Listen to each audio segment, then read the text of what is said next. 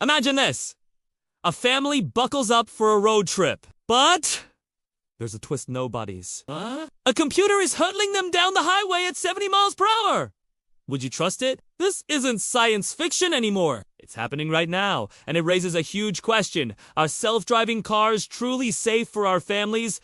First, let's get something straight. Self-driving isn't one size fits all. The Society of Automotive Engineers created a scale with 6 levels from 0 to 5. Level 0 is your basic, old-school car. Levels 1 and 2 are what most new cars have today, things like adaptive cruise control and lane assist. The driver is still fully in charge. The car is just helping out. Level 3 is where it gets interesting. Here, the car can drive itself under specific conditions, but you have to be ready to take over at a moment's notice. Level 4 is a big step. Up, the car handles everything within a specific mapped area, like a downtown district. And level 5? That's the dream. Full autonomy. Anywhere, anytime. No steering wheel required. So where are we in 2024? The reality is, we're mostly living in a level 2 world. You might have heard of Tesla's full self-driving feature.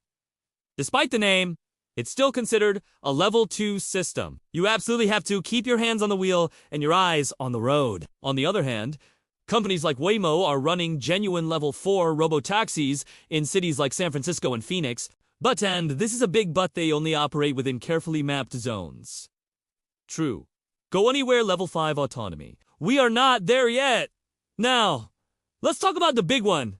Safety. Tech companies will tell you that human drivers are the real problem. In the United States alone, over 40,000 people die in car crashes every year. And a staggering 94% of those accidents are caused by human error. We get distracted, we drive tired, we speed. A self-driving car doesn't get sleepy.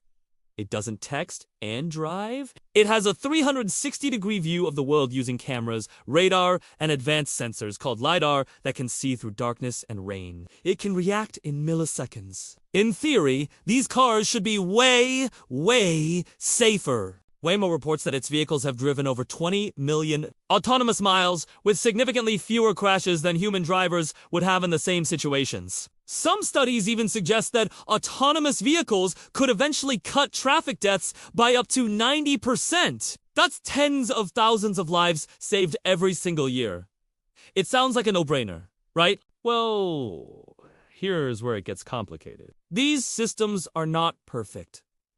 We've all seen the headlines. In 2018, an Uber self-driving test vehicle was involved in a fatal accident with a pedestrian. In 2023, a Cruise robotaxi in San Francisco dragged a pedestrian who had been hit by another car. And Tesla's autopilot has been linked to numerous crashes. The problem is what engineers call edge cases, bizarre, unexpected situations the AI just hasn't been trained for. A child chasing a ball into the street.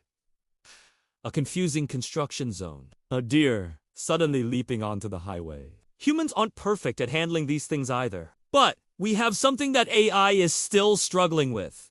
Intuition and common sense. So, this brings us to the core question.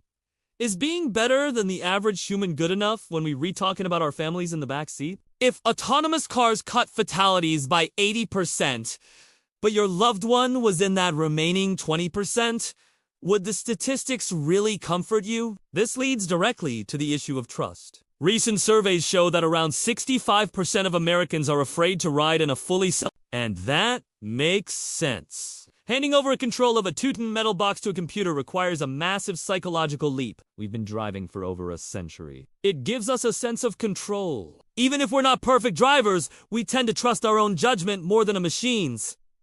When a person makes a mistake, we understand it. But when a computer makes a fatal error, it feels different. It feels random, unpredictable, and a lot scarier. An even bigger hurdle is regulation. Right now, there is no single federal safety standard for autonomous vehicles in the US. It's a messy patchwork of different state laws and company promises. The technology is moving much faster than the rules can keep up, and that's a major concern. When a self-driving car crashes, who's responsible?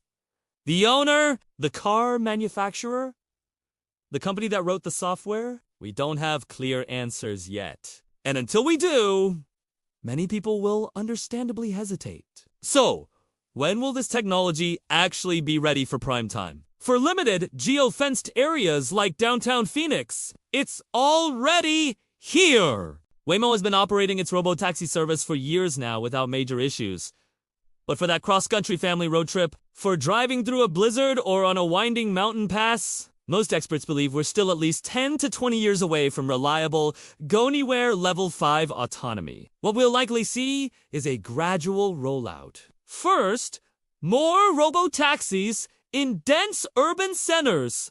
Then, autonomous systems that handle long, boring stretches of highway driving between major cities. Eventually, they'll start navigating suburban streets. Rural areas with their unpredictable roads and conditions will probably be the very last frontier. It's entirely possible that the next generation will never need to get a driver's license. By the time today's kids are adults, hopping into a self-driving car could be as normal as pulling out a smartphone. The question is an asterisk. If asterisk, this technology will transform our world, but asterisk when asterisk on whether we, as a society, will be ready to trust it. So, back to that original question.